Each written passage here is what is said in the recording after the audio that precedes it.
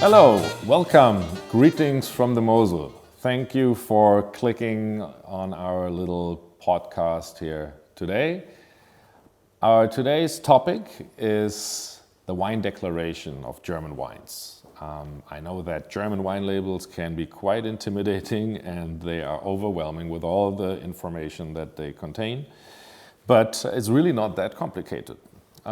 Let's see how especially a Mosel label looks like today. And there's one thing I can say, the simple thing about German wines and Mosel wines is that there's just two different kinds of wine.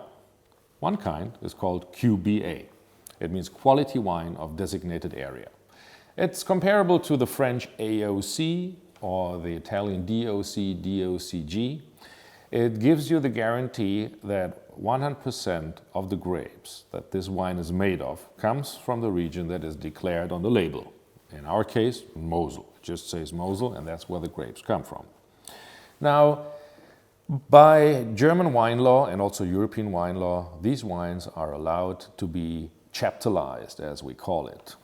Chaptalization means you add sugar, cane sugar or beet sugar, to the juice before fermentation, only before fermentation. So you have more sugar in the juice that can be transformed into alcohol. That gives the wine more body, more power. It makes the wine just more tasty. We do have a certain lower limit of Oechsle degree, as we call it. The content of sugar in Germany is measured in degrees Oechsle. In the English-speaking world, it's measured in bricks. To convert Oechsle into bricks, you divide Oechsle by 4.1.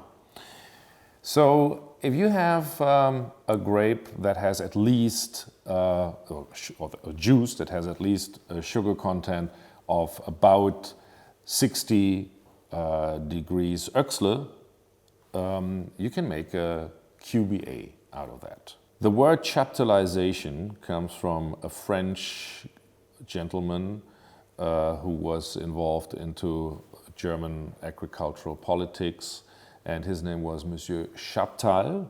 And after him, this method of adding sugar to the juice before fermentation to give the wine more power, more body, after him, this process was made, this method was named, and chaptalization is allowed in many countries all over the world. Almost every European country allows this, and also other countries on other continents in this world allow chaptalization.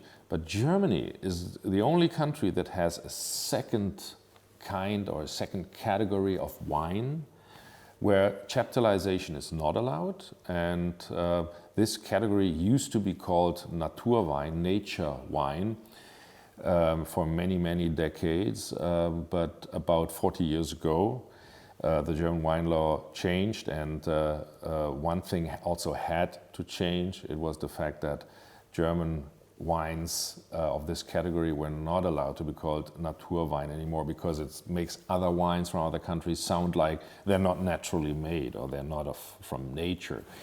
So we changed the name into Prädikat wine, to QmP, quality wine with a Prädikat. We just say Prädikat wine today, and that's the second category. It's comparable to the law of purity that in the 16th century was introduced into Germany for beer, and it says that beer is only allowed to be made of water, barley malt, hops and yeast.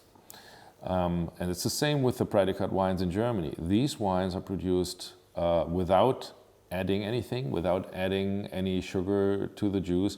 So only the sugar from the grape is allowed in the wine and to be transformed into alcohol. If you do that, of course, you have different wine styles, because depending on how ripe the grape is, you have different levels of sugar contents in the grape. If you pick the grapes when they're perfectly ripe, not overripe, not green anymore, just perfect, in very, very good health status, grapes that look beautiful the way you would put them on a cheese plate as decoration. When you pick these grapes, then you have a Kabinett.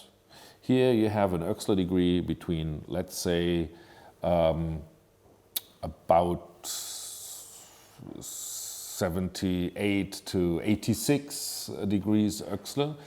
And these Kabinett wines are light-footed. They have a lightweight frame. They're very elegant, but they are loaded with flavors. They have a great flavor profile, very complex, a very juicy acidity, nice salty mineral character in the finish. And these wines are really a lot of fun to drink. That's the first category of Prädikat wine. If you pick the grapes later, or you pick only grapes that are already much higher ripened, then you pick a Spätlese. Spätlese is the second level of the Prädikat, the second Prädikat. Spät means late and Lese means to pick. So if you pick these grapes at a later point, a lot of the flavors have changed. Most of the flavors are located in the berry skin.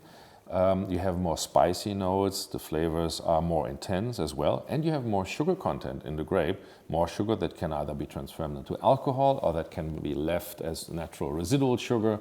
So you have a just more intense, rounder, full-bodied wine, and that's what Spätlese is all about. The Oechsler degrees here would be between, let's say, 88 and maybe 95, 96 degrees Oechsler.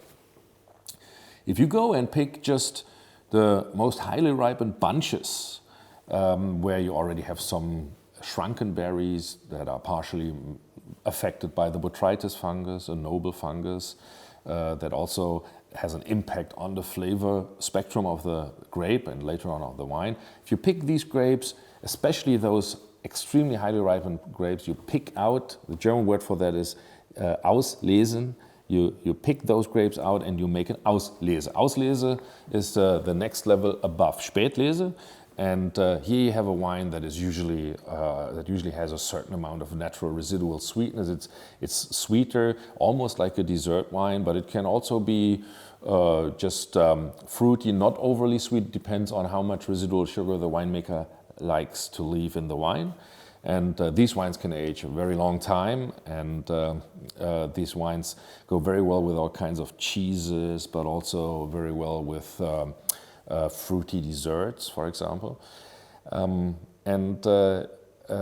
If you go even further than picking bunches that are very ripe, you can even go and pick berries that are very ripe, that are shrunken, that are almost they're brownish on the outside. They're not green anymore. If you pick those berries that remind you a little bit of like when you take a banana that has already turned brown, you have extreme flavors and you have a lot of sweetness, and this is what these berries look like. You pick berries out, and it means in German Beerenauslese, to pick berries out, Beerenauslese, and that is usually a dessert wine, which is very potent, very round, very full-bodied, but still very refined and not, I don't want to say cloying sweet. It does have a sweetness, but it usually finishes off in a way that you want to take the next sip. It's quite an elegant wine. Now you can really bring this to the very top, and you can go and pick berries that are so much shrunken that they're almost dry. They really look like raisins, or the kind of raisins you could use to bake a cake, for example, or you have in your muesli. These very dried berries, if you pick those, you get a nectar. You get an almost honey-like nectar. The juice that flows out is quite thick, and if you ferment this into wine, you have a really extraordinary taste impression. You have something that people who have never tried it before are really overwhelmed. You try this and you say, wow, I never had something like that before. It's really amazing. We call this Trockenbeerenauslese, which means a selection made of dried berries, dried berry selection. These wines are produced in very small quantities. They're very rare, very expensive, but amazingly good, amazingly good. And last but not least, we have as a category, as a very special category, we have the ice wine. Ice wine is made by waiting for picking date that occurs at very cold temperatures. Sometimes in the Mosel it can get already quite cold in November, and it has to be below -7 degrees Celsius by law. And at this point, let's say like at -10 degrees Celsius, some of the water in the berries freezes, it crystallizes, it turns into ice, and when you press out these grapes, what comes out is a highly concentrated juice, grape juice, and it's a bit different in taste profile than Trockenbeerenauslese, because Trockenbeerenauslese is made of berries that are affected by the botrytis fungus, that have shrunken like raisins, like dried fruits. But here you have still intact berries that are quite healthy usually, and the concentration effect that comes through the frost releases different flavors to the juice than a Trockenbeerenauslese. And that's a real specialty, the ice wine, and it doesn't happen every year, because not every year it gets cold enough or early enough, cold enough to make an ice wine, and that's what makes it so special. So actually, even if the explanation was long on the Prädikat wine side, because of the different ripeness levels of the grapes, it's quite easy and it's simple to understand the declaration. QbA on one side, QbA same like AOC or DOC on one side, and then the Prädikat wines, the nature wines that are totally untouched or uninfluenced by anything, the Prädikat wine on the other side, that is distinguished by the ripeness level. So I hope I could give you a bit information about this and made it easier for you to understand the different Prädikats. And in one of my next podcasts, I'm going to let you know what's the difference between trocken, feinherb, halbtrocken, fruity, or sweet. But until then, I hope you're going to enjoy many good glasses of Riesling. And I say greetings from the Mosel. Come and see us. Come to the Mosel. I'm sure you will fall in love with this beautiful wine region. Thank you very much. Bye-bye.